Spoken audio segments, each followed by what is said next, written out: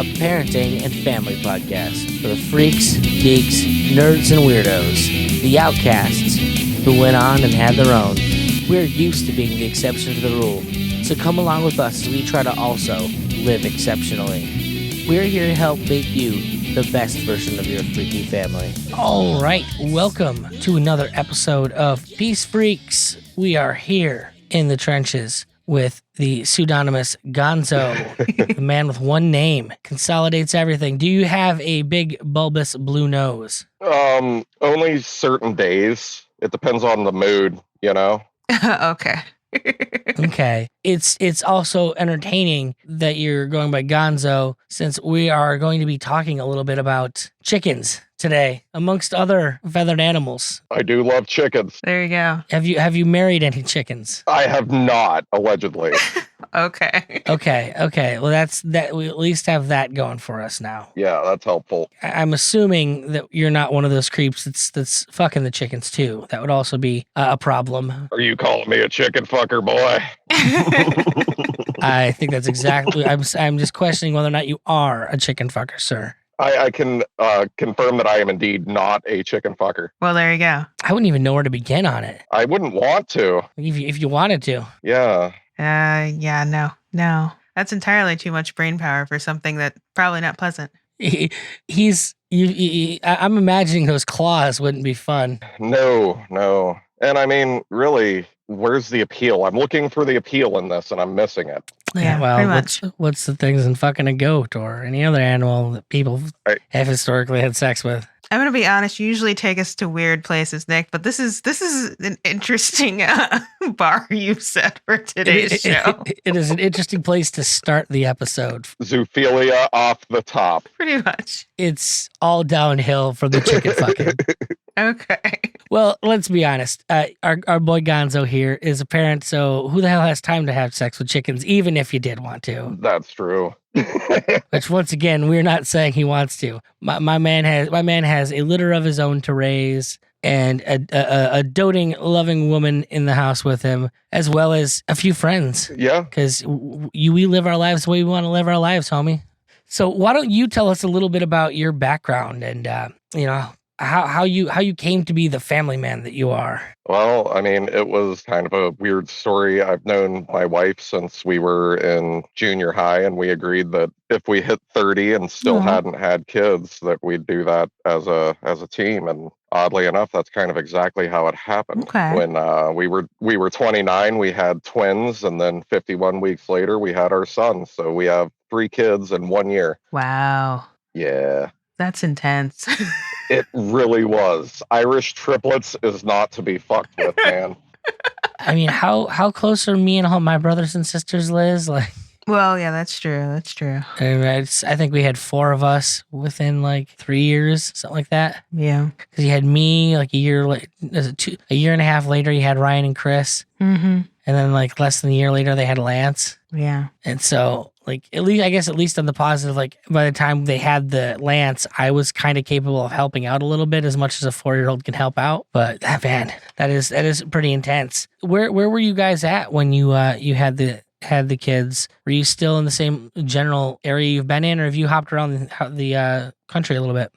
We were in south of Columbus, near Lancaster, when we had the kids. Okay. They were all born down south of Columbus, and yeah, we moved back up here when they were probably about to turn 2. Oof. Yeah. Nice. I will add that Gonzo is one of the few internet friends that I've actually met in person. Yes. It was an interesting meeting because I was kind of expecting like a gray-haired old man, and I end up getting this. Why is that? I don't know why. Okay. The initial first time I talked to him, he kind of came off as like an old head. He'd been around. He'd seen some shit, and it was just him and the old lady kind of retiring and. I just figured maybe it was the voice. Maybe you got a little Tom Waits vibe, and you're thinking. No, I'd never heard the voice at that point. Okay. And I was a little taken aback when he was on Homesteads and Homeschools. I'm like, that doesn't sound like I think it's like the impression I get of this guy. And then I show up, and he could frankly be the poster child for the podcast. He's got the big combat boots on, giant beard, got the black T-shirt on. Looks like he's probably been in a tussle or two in his day. We'll just put it that way. There you go. And I'm harmless, but flattered. There you go. Yeah, it's good to look tough, I guess. it goes a long way, I'll tell you that much. Yeah, Whether or not you are frightening, looking frightening will keep you out of a situation where you need to be frightening. it's part of my gray man approach, that's all. Just look like somebody that you shouldn't fuck with and they'll leave you alone. Oh, there you go. Nice. What's the gray man approach for people who are uninitiated? Being prepared for pretty much anything without looking like it, Preparation's a big part of my psychology, especially since the children have happened. Nice. I mean, kids have that effect on you, man. Yeah, dude, you have kids and suddenly it's fine for me to go live in the car for a month or two, but when you have kids, that's no longer an option. So there's a different set of skills and a different set of requirements, I guess, that you have to adjust to. Risk tolerances change. Yes, absolutely. Oh yeah. So you're here in Ohio with us. How do you like the state? I don't. I don't. There are better places for anything. It's just, there's the saying stuck in Ohio for a reason, Yeah. Well, I can tell you right now, I'm a transplant to Ohio, so I can tell you it gets much worse also. Yeah, it's a fair middle ground. Yeah. It isn't upstate New York, I can tell you that much. Yeah. Well, in recent months that we have found reasons to not be in New York, so there's that. I was talking to my old man yesterday, and just like we're trying to hammer out Christmas plans, and I can't hammer anything out because I'm pretty sure New York's gonna lock down again in the next month or two. Because why wouldn't they? At which point we won't be able to see my family because my dad would have to quarantine for a month, and my mom would lose their jobs and things like that. Oh man. So ridiculous. What a fucking travesty. You're telling me. Honestly, it sucks for them. They don't get to see their grandkid more than anything. Like they're the ones being bent over. So the thing that I was really interested in talking with you today is that when we had a family picnic and came over a month or two ago, and I wanted to see. You don't live in the sticks. You live kind of, I won't say necessarily in a city, but you live, I guess you could classify as like a suburban area, and you have animals, so many animals. Yeah. And I really was curious what that was going to look like in practice. Because me and Liz have talked about, as we go down our journey trying to become more self-sustaining. I mean, there is the idea of being able to grow your own food aside from like your garden, to have the animals there. And you're somebody who's actually doing that. And you seem to be fairly successful at it so far. How did you get into that? It's been in the works now for a couple of years. We've been talking about it. We pulled the trigger this spring because, it seemed like the proper time to have chickens in the yard, with food shortages and the supply chain bullshit.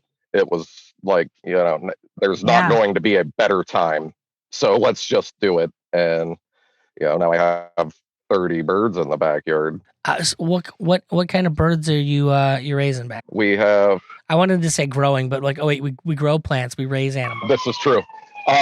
We have several kinds of chickens, and we have runner ducks, and we have Pekin ducks. Okay. Which of those is your favorite? I like the runner ducks a lot, man, because they're ridiculous. They're fun to watch. They're friendly, and they lay big blue eggs. So what's not to like? Nice.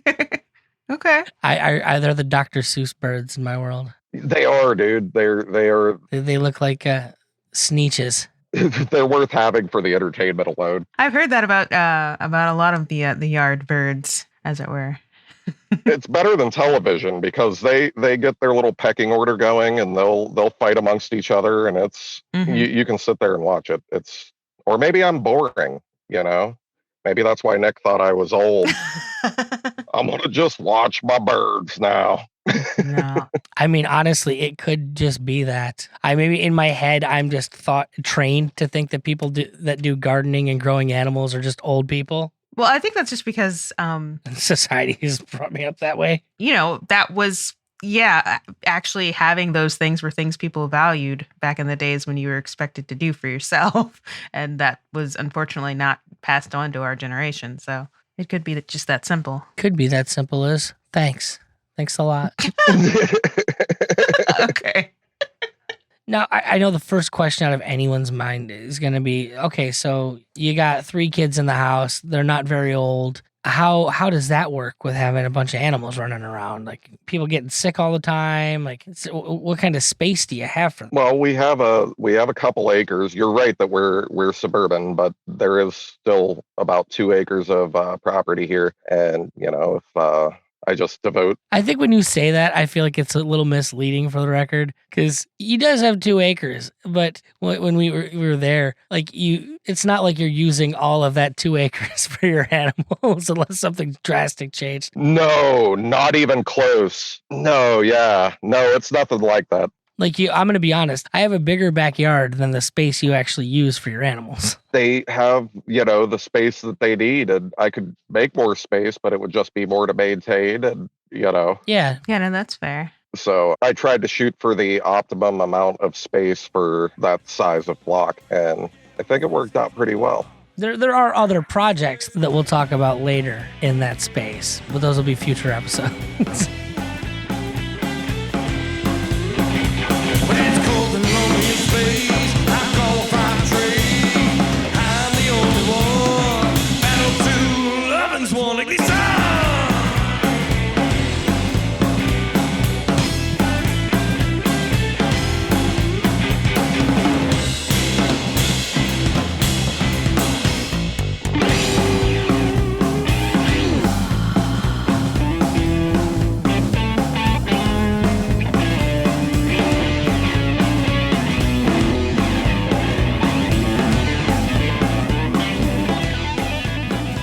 I was going to say, I just didn't realize that it was this year that you actually got your birds. So, I mean, for actually having in practice, that's kind of huge what you've built there. Baptism by fire, right? Yeah, that's the way to do it. Once you decide to do it, I mean, don't go half-assed. Do what needs to be done, and when you have the infrastructure is the hardest part. If you can get that under control, When you say infrastructure, what all does that entail? Like the chickens, they need a coop, they need a run, because they have to be, they need space to be outside, but they need to be protected from whatever predators. We have hawks and raccoons, and so they require shelter, and they require fenced in area to be birds in, and that's basically it for chickens. Ducks are even simpler. Do you need like water features for the chickens or anything like that? No, they need a drinker, but that's just for drinking water. The only animals I have that require water are the pecans, and they have a kiddie pool that I sunk into the ground.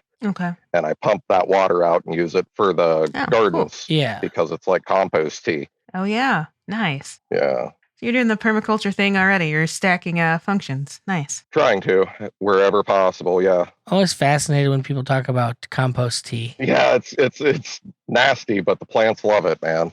Yeah.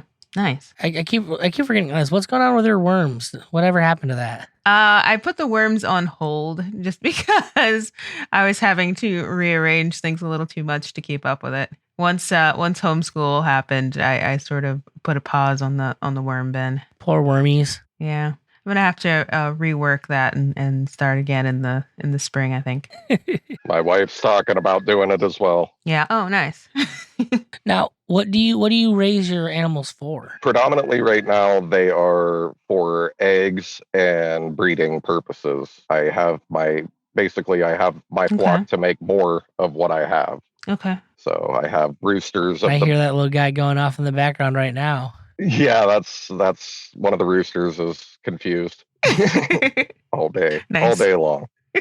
So breeding and laying eggs. How many eggs do you get out of it? Like, is it something where you don't ever have to go to the store for eggs again, or is it just like something that helps out? No, I don't need to go to the store for eggs. I have a good selection. If you want a big egg, we've got it. You want a duck egg, we have that. Little eggs to when you're making a bunch of over easy eggs or dippy eggs for toast, and one of those little eggs with a big ass yolk in it, so good. Oh, nice. Okay. That's awesome.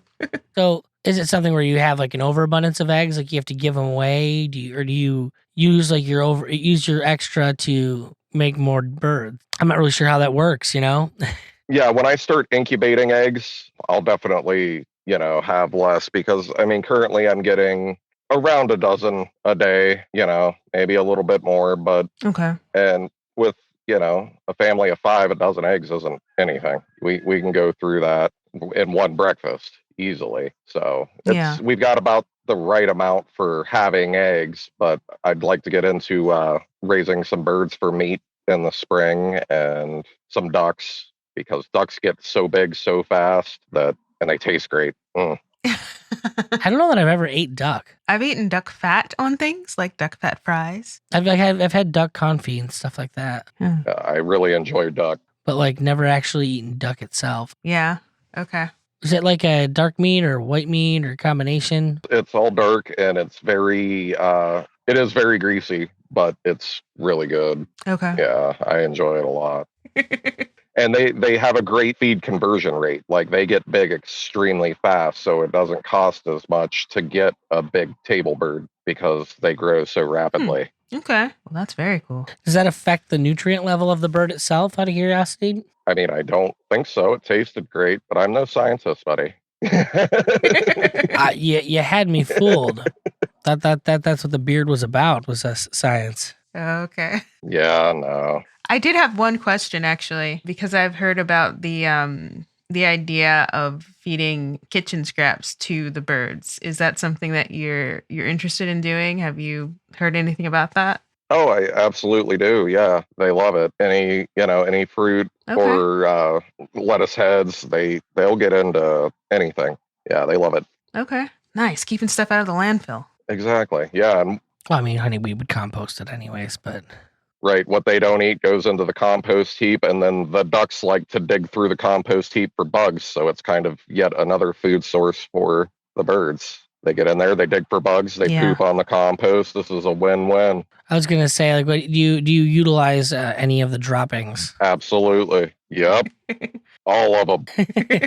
In investment wise, if someone wanted to get into, the bird game, realistically, what kind of money is someone looking to spend between like equipment and initial bird investment? Well, that depends on if you want to go chickens or ducks and how many you're looking at. Okay. Like, if you want a flock of half a dozen chickens, you can do it for, I'd say, less than $500 to build everything yourself. Like, doesn't require a whole lot. If you want a flock of like 30, the cost goes up. I think I spent about $1,000 on wood and fencing and all the equipment and all the birds, and you saw my run. It's way bigger than it really needs to be. It's 8.5 feet tall, and it doesn't need to be that big, but I wanted a bigger flock, so I overbuilt. Yeah. Well, I've been listening to the Survival podcast with Jack Spearco a lot lately, and I mean, his big thing is that if you're thinking about birds, build everything first and then start there, because you need to know if that's something you're comfortable with. Even just because you're not going to get the birds and then build the things for the birds. You need to have the first part handled, otherwise you're never going to be able to deal with having birds. I agree with Spearco. Does that resonate with you? Yeah, I agree with Spearco completely. If you build their home first, you'll be better prepared, and it's not something that you should go at half-heartedly. You're either going to do it or you're still just thinking about it. So yeah, I agree with Spearco 100%. Are there things that you really didn't expect when you went down that path? Like anything that was like really weird or odd? Or just, you never thought, oh shit, Dude, ducks are fucking horny. I never knew. Okay. Yeah, I know it sounds strange. He's like, they have the weirdest shaped penises in the animal planet. Yeah, and they're a duck penis is something that you don't need to see, and once you do see it, you'll never unsee it. And they're very forceful about their courtship. Like, you walk into the backyard and there's some poor duck being held down and like taken advantage of, and it just looks terrible. But she gets up and she's very happy about it. But man, are they? Well, okay then. They're horny little buggers. Which I guess is good for making more ducks, but. Yeah, it's a little disturbing. I had to tell the kids that they're wrestling. They're wrestling. Oh, okay. There you go. Oh, it's probably telling her. Now, How involved are the kids with the, taking care and maintaining the flocks, I guess? They're great. They're not really big enough to reach the eggs yet, but I could, give them feed. They'll go throw corn to all the different birds all around the yard. They know where they live. They can tell the difference between hens and roosters. Yeah, they're really into it, and it's a really valuable teaching tool as well. Even, simple things like counting the eggs to, well, this is how you actually care for the bird. And, I think they get a lot out of it. I think just being in some way responsible for something that's living, probably goes a long way with kids. Right. And learning that all animals aren't friendly. Like my daughter tried hugging a rooster and she learned that you don't do that to roosters. It's... There you go. Oh, good Lord. Right. You want them to, I don't know, you learn by doing. You don't learn by being told or, watching a show, really, when you can go out and see where eggs come from more. Yeah. Here's, I guess, another question. Your kids are pretty young, but do they appreciate what they have there? I mean, I think so, because my daughters especially, my son doesn't really give a shit about the birds. He does not care. Okay. But the twins will actually sit and stare at the chickens or go pick flowers and feed them to the chickens. They get really engaged with them and look at it like an activity. Aww. Whereas my son just pretends they don't exist. It's not the children trying to poison the birds because they're like, we were daddy's princesses until you birds. I mean, you're all going to die. Maybe they're just gaining. I want my princess status back. Yeah, they're gaining trust with the birds for the eventual slaughter. That sounds like them. It could be that. Yeah. Now, on a time scale, how long are you looking before you start doing meat birds? And how excited are you about that as opposed to the egg birds? I'm actually quite excited because I grew and slaughtered my first duck this year. And oh, wow. It was better than any meat I could have bought. It was excellent. And I'm excited to grow them and have food for us, but also, sell them. If I grow enough of them, selling organic chicken is not a bad fucking side hustle, man. True. I don't know. I've never bought organic chicken. I was going to say, I know for sure because I bought it. It's not the same as the 99 cent a pound stuff you find at Wally World. I'll tell you that. No, it's a completely. Does it taste different? Yes, taste, texture. It's all just better, man. I don't know how to explain it. Well, like I know the grass-fed beef definitely is way different texture-wise. It's honestly a little weird to eat grass-fed beef. Okay. I don't know how on board I am with it. You're just like, oh man, why is this not like? Why is it not fighting my teeth as much? That's just too easy for you. Okay. I don't know. There's just something different about grass-fed beef. It feels different in the mouth. I don't know, Liz, you eat more of the grass-fed stuff than I do, I think. Nikki's about that mouth feel. Yeah, he is actually. You joke. I mean, we were talking about Rudolph the Red-Nosed Reindeer earlier, and now my favorite character in the movie is Hermes because I love going to the dentist. I love him rooting around in there. Oh my God. Touching all up on my shit. Yeah, he's weird. If I could have married a dental hygienist, I would have. Yeah. Well, there you go, Lizzie. If we ever became a throuple, that's going to be what happens. I'm bringing in a fucking dental hygienist. Liz, I swear, she's only here to do the teeth. She's only there for oral. Right. Okay. It's free. It's free free dentistry. Don't you demean Liz's oral skills? Come on. Don't you demean my oral skills? God, I don't know. Maybe I'll just go to dental hygienist school when the kid's in college, and we'll just be done with it. Oh my God, get the tools around. I'd just be. But yeah, I feel like I tried to convince you into it before we had Irma at one point. Maybe. I mean, you're not really locked into a real career yet. Like, why don't you go become a dental hygienist for me? Whatever. Pays good. Mm-hmm.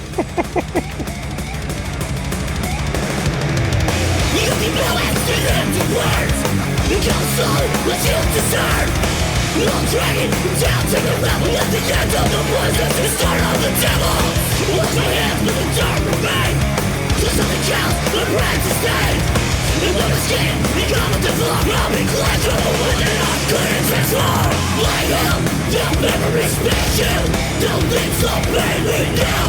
This place, this lack of virtue. In between die alone. Like hell, your memory space you.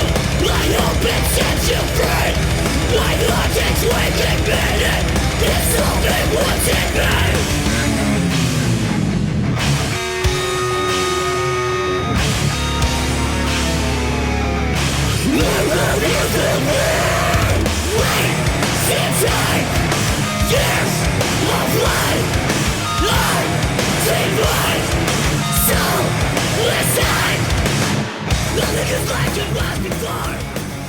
Now, was this something that you always imagined you'd end up doing, or is this something that's kind of happened as your politics and your kind of worldview shifted? I blame the kids 100%. Yeah. Okay. Yeah, that's where it all shifted. I used to be, just a collapsitarian. Let's fucking watch it burn because I don't give a shit. But when I had the kids, it became, more imperative to be able to provide for the kids. So I shifted more towards homesteading instead of survivalism, I guess. Yeah. Interesting. Now, is the animals your favorite part of the homesteading, or what do you actually enjoy the most? I like the projects. I like seeing them progress. There's some value in it. Okay. In just seeing that happen. The fact that I haven't had to buy eggs for months. That's a small thing, and I'm probably paying more in, startup costs and everything. It'll take me years to break even, but I have the eggs, man. I have the beginnings to permaculture. Yeah. They solve a lot of problems other than just giving me breakfast food. They make permaculture possible. They make sustainable meat possible. They do a lot that pays off in the long run. You don't have to have a guinea pig. That's true. Yeah. That in and of itself is it's worthwhile. Yeah. Having to keep a guinea pig around to keep the kid entertained, and it keeps dying, so you have to keep replacing it, or you gotta buy new stuff for it all the time. Okay. Yeah. And you're not leaving the chickens in the car on the camping trip, is what I'm saying. No, I try not to. They don't appreciate it. They get real upset. No, imagine they wouldn't. Yeah. Well, they die is usually what happens. That's how we lost Michelle. We went camping, and I forgot to pull her case out of the car, and Mom and Dad were already drinking. So, they forgot to remind us kids that the guinea pig needed to come out of the car. Oh man! And then we got ready to leave for the week, got ready to leave and head home for the weekend, and we're like, oh my God, Michelle is so crispy. That's I rough. feel terrible. I'm awful. Can we put her on a stick and eat her? She's already half cooked. Honestly, it's a South American thing, right? Yeah. Yeah. South America, where they eat the guinea pigs? Mm-hmm. I mean, and those are yard animals, I don't think I could get away with that in the suburbs. You should get into raising capybara. Wait, guinea pigs as yard animals? Oh, I know. Those things are flipping awesome. What's a capybara? It's like a giant guinea pig. Like dog size. Oh, only if we can put saddles on them. Okay. I could see Irma riding a capybara for sure. Right? She'd be like, sign me up. I always say, hey, I want to put a saddle on things, and she never wants to ride the saddled things. No, Dad. Fucking weird piece of shit.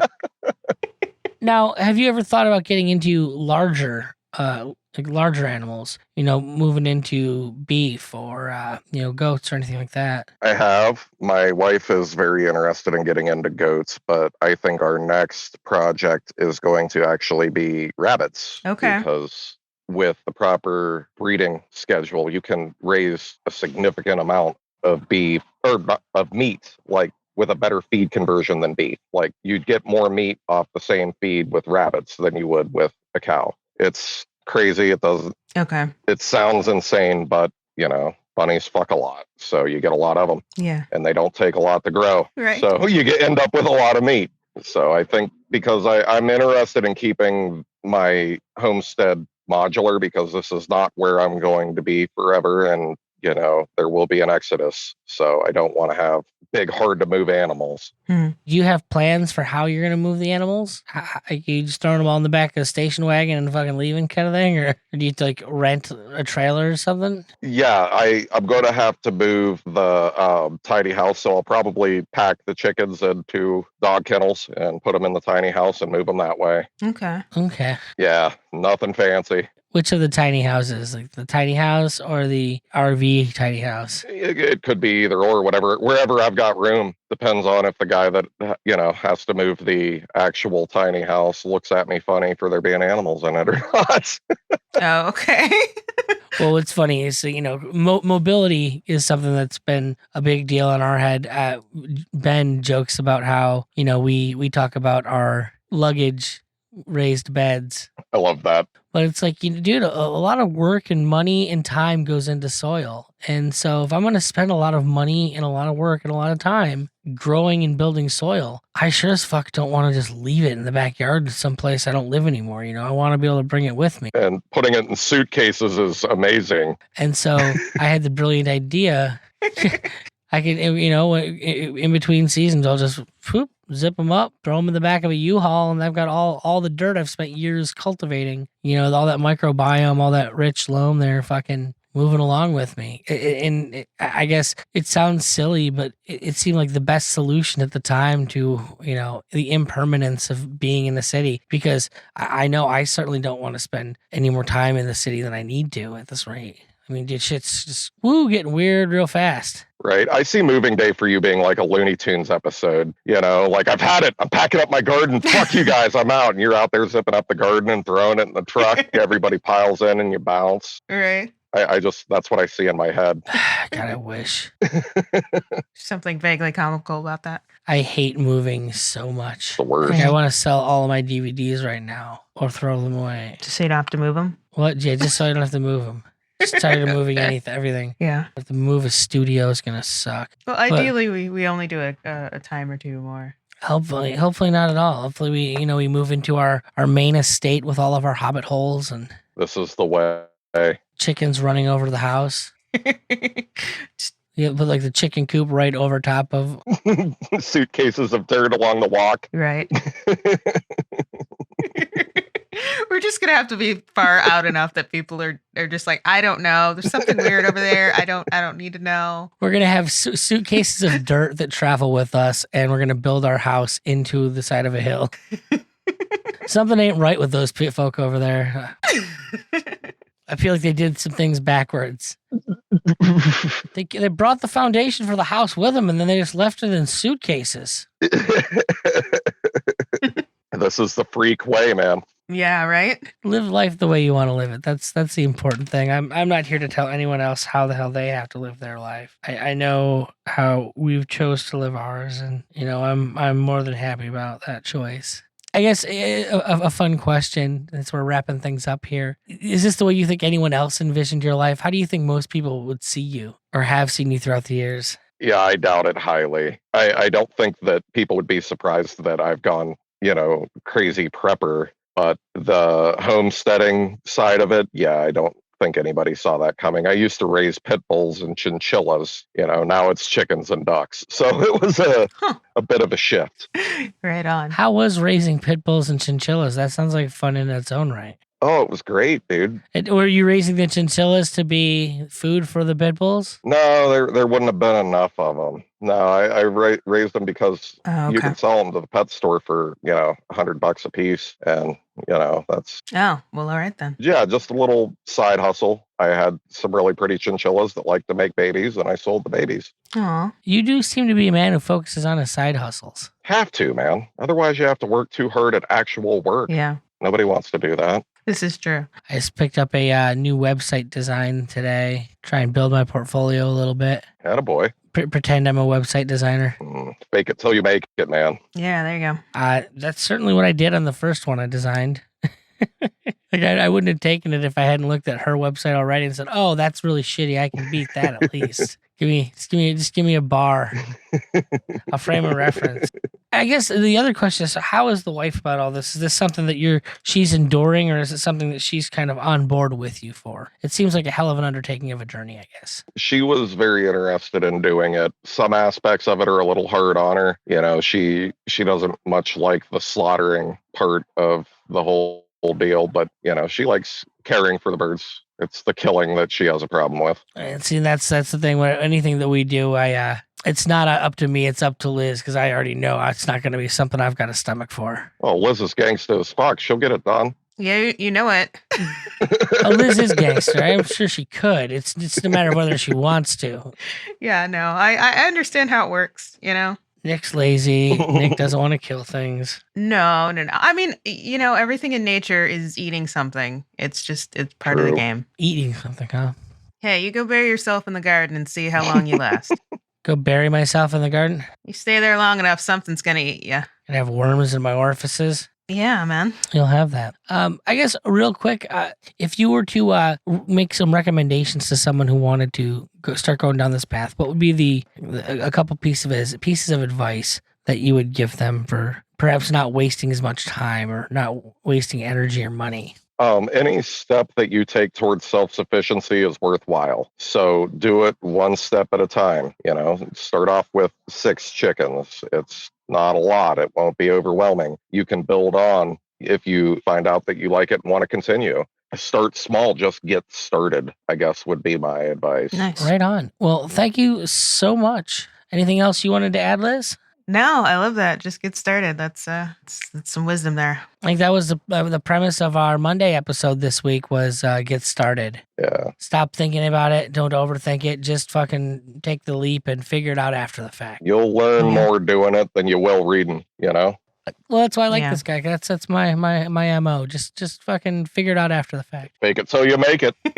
Ask forgiveness, not permission. That's right. Yeah, man. Well, thank you so much for coming on, Gonzo, and telling us a little bit about life with your little homestead, folks. This is your first episode. I recommend going and listen to the Monday episode this week so that you can hear the spiel that I don't feel like giving right now at the end of this episode. Or you can go to peacefreaks.com and find out anything else you'd want to know. But otherwise, y'all have a good day. Thanks. Thanks for joining us.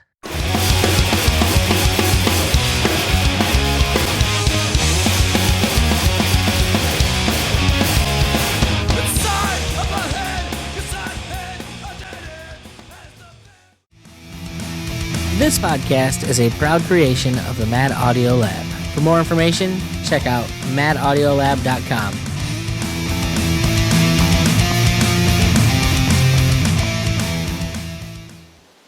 Peace Freqs is part of the Liberty Hippie Podcast Network. If you like what we do, be sure to check out Homesteads and Homeschools, Free Markets Green Earth, Cannabis Heals Me, and This Week in Liberpods. We're living proof that libertarian doesn't mean washed up Republican.